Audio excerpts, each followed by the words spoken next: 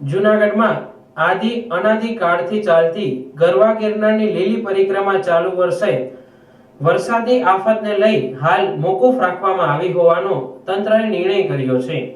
મહત્વનું છે કે ગરવા ગિરનારની લીલી પરિક્રમા ચાલુ વર્ષે માત્ર પ્રતિકાત્મક સ્વરૂપે કરવામાં આવશે અને 1 તારીખે રાત્રે 12 વાગે વિધિવત પરંપરાને જાળવવા માટે સાધુ સંતોની અને પદાધિકારીઓની ઉપસ્થિતિમાં પ્રસ્થાન કરાવવામાં આવશે।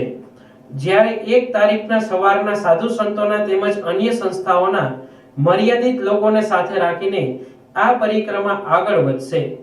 हाँ, जय गिरनारी मित्रों, आज परिक्रमा परीक्षण हतुं 31 तारीख सवारे 10 वागे कलेक्टर श्री, एसपी साहेब, डीएसपी साहेब, साधु संतो ने अमे उतारा मंडल तरीके अमे बधा हाजर रहेला अने धारासभ्यश्री पण हता, सांसद सभ्यश्री पण हता।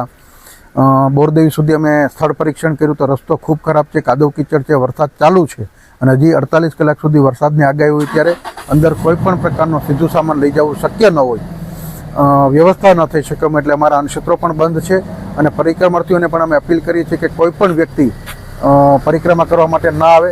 अमारा अनक्षेत्रो पण बंध रहेवाना छे अने सत्तावार रीते अमे परिक्रमा बंध राखीए छीए तेवुं निवेदन आपी दीधुं छे। साथे साथे प्रतीकात्मक परिक्रमा करवामां आवशे साधु संतो द्वारा अने 1 तारीखे रात्रे वहीवटीतंत्र, साधु संतो अने उतारा मंडळने साथे राखी एक मुहूर्त साचवी लेवामां आवशे। 2 तारीखे दिवस दरमियान परिक्रमा करवामां आवशे, रात्रि रोकाण अंदर शक्य नथी। आ वात गुजरातभરના દરેક ભાવિક ભક્તજનો, દરેક સનાતનીઓ ધ્યાનમાં રાખી અને ઘર બેસી ગિરનારને યાદ કરી મનથી પરિક્રમા પૂર્ણ કરશો તેવી અભ્યર્થના સાથે ભાવેશ વેકરિયાના જય ગિરનારી।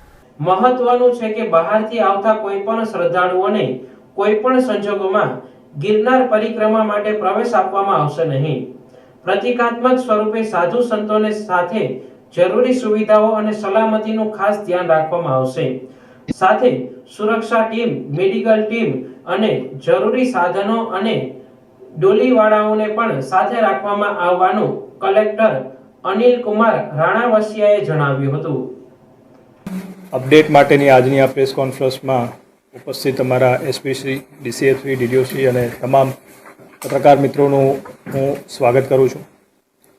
આપ સર્વે જાણો છો એમ આ વર્ષે જે પરિક્રમાનું આયોજન અમે કરી રહ્યા હતા એ બાબતે સંપૂર્ણ તૈયારીઓ વહીવટીતંત્ર દ્વારા કરી લેવામાં આવી હતી। છેલ્લે 25 ઓક્ટોબરના રોજ સમગ્ર રૂટનું ઇન્સ્પેક્શન પણ કરવામાં આવ્યું હતું, પરંતુ 27 ઓક્ટોબરથી જે વરસાદ શરૂ થયો અને એના લીધે જે પરિસ્થિતિ નિર્માણ થઈ છે તો એમાં ખાસ કરીને જે રસ્તાઓ છે એમાં ખૂબ કાદવ કીચડ જમા થયો છે, રસ્તાઓના ધોવાણ થયા છે, રસ્તાઓ તૂટ્યા છે। સાથે સાથે જે અંદરના ભાગમાં સીડી છે એમાં પણ લીલ જામી જવાના પ્રશ્નો થયા છે। એટલે આવી પરિસ્થિતિમાં ખૂબ મોટી સંખ્યામાં જો પરિક્રમાર્થીઓ અંદર જાય તો લપસી પડવાના, ઈજા થવાના, ફેટલ એક્સિડન્ટ થવાના પણ પૂરેપૂરા ચાન્સ છે।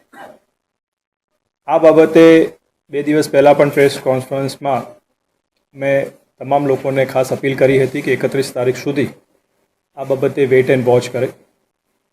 આજે સવારે એટલે કે 31 ઓક્ટોબરની સવારે અમે જિલ્લા કક્ષાના અધિકારી સાથે સાથે સાધુ સંતો, એમએલએ શ્રી સંજયભાઈ, એમપી શ્રી રાજેશભાઈ, અન્ય ક્ષેત્રના પ્રતિનિધિ એ તમામને અમે લઈ અને રૂટનું એક ઇન્સ્પેક્શન કર્યું હતું અને રૂટ ઇન્સ્પેક્શન દરમિયાન મેં જણાવ્યું એ હકીકત ત્યાં સર્વે જોઈ છે। એટલે આ પરિસ્થિતિમાં લોકોની સેફટી અને સિક્યુરિટી માટે રાજ્ય સરકાર, જિલ્લા વહીવટીતંત્ર કટિબદ્ધ છે।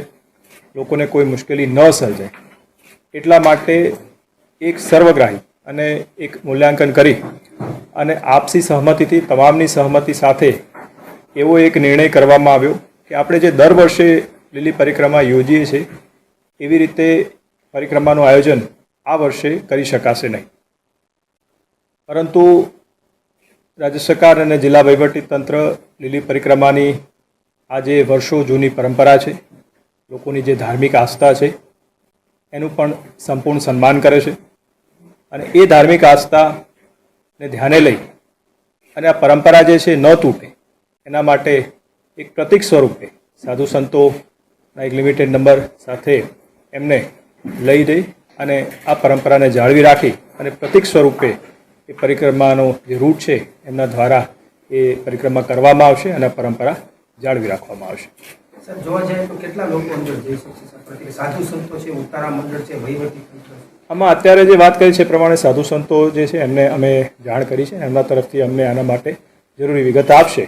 અને આ જે લિમિટેડ નંબર ઓફ પીપલ જે અંદર જશે એમાં અમારી પોલીસની ટીમ, ફોરેસ્ટની ટીમ, SDRF સાથે સાથે જે ડોલીવાલા પણ અમે અમુક મોકલશું અને કોઈને અને હેલ્થની ટીમ પણ એમાં રહેશે. એટલે એ લોકો જાય છે એમને પણ કોઈ પણ પ્રકારની તકલીફ ન થાય અને કોઈ ઇન્સિડન્ટ ન બને એ સમગ્ર રીતે વિચાર કરીને પૂરા પગલાં લઈ અને પછી જ એમની જે પ્રતિકાત્મક પરિક્રમા છે એ આપણે પૂરી કરાવશું. જે લોકો સર આવી ગયા છે અત્યારે ઘણા બધા આવી ગયા છે, હજી આવે છે, જે લોકોને જાણ નથી, જી, તો એ લોકો માટે શું વ્યવસ્થા?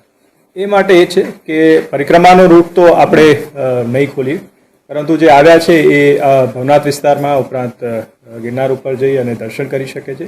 અને તમે જાણો છો એમ પ્રકૃતિ અત્યારે 16 કળાએ ખીલી છે, તો ચોક્કસ કે આ પ્રકૃતિનો એ લોકો આવ્યા છે ચોક્કસ આનંદ માણી શકે છે. એમનું સ્વાગત છે. સર, ખાસ કરીને હવે પછી ક્યારે યોજાશે કે એવું કોઈ નિર્ણય કે હવે આવતા વર્ષે. સર, બીજું આ અન્ન ક્ષેત્ર જે ભવનાથ ક્ષેત્રમાં છે એ બધા ચાલુ રહેશે?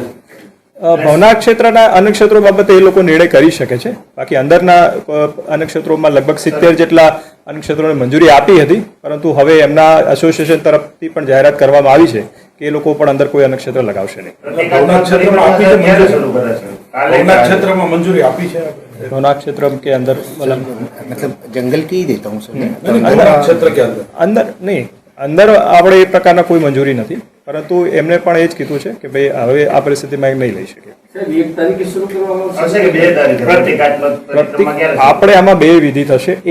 એક તારીખે અને રાતે, એટલે કે જ્યારે 2 તારીખ થઈ જાય બરાબર, ત્યારે એની જે આપણે દર વર્ષની એક પરંપરા હોય છે નારિયેળ ફોડવાની અને પૂજા વિધિ કરવાની, એ કરશું. અને બાકી 2 તારીખે સવારે જે આ પ્રતિકાત્મક પરિક્રમા છે એ વહેલી સવારે આપણે એને કરાવીશું. એ સાધુ સંતો સાથે બેસી અને એ નક્કી સર, ખાસ કરાવશું. કરીને જોવા જાય તો પૂરેપૂરું 3 દિવસ 3 પડાવ પૂરા કરશે, 1 દિવસમાં પૂરું કરશે, જે કોઈ જશે. જે હવે ડિપેન્ડ્સ ઓન ધેટ સ્પીડ અને એ ટીમ સાથે, પણ અમારી જેટલી પણ વ્યવસ્થા રહેશે એમની સાથે રહી અને પરિક્રમા પૂરી કરાવશે એમાં. સર, પરિક્રમા જે ઉદ્ઘાટન થાય છે જૂની પરંપરાથી કે ફાયરિંગ કરીને પછી શરૂ કરવી, એવું સાધુ સંતોની માંગ હતી, તો એ થશે? એ આપણે દર વર્ષે જે રીતે સમગ્ર લોકોને લઈ અને કરીએ છીએ એ રીતેની આખી વ્યવસ્થા થશે.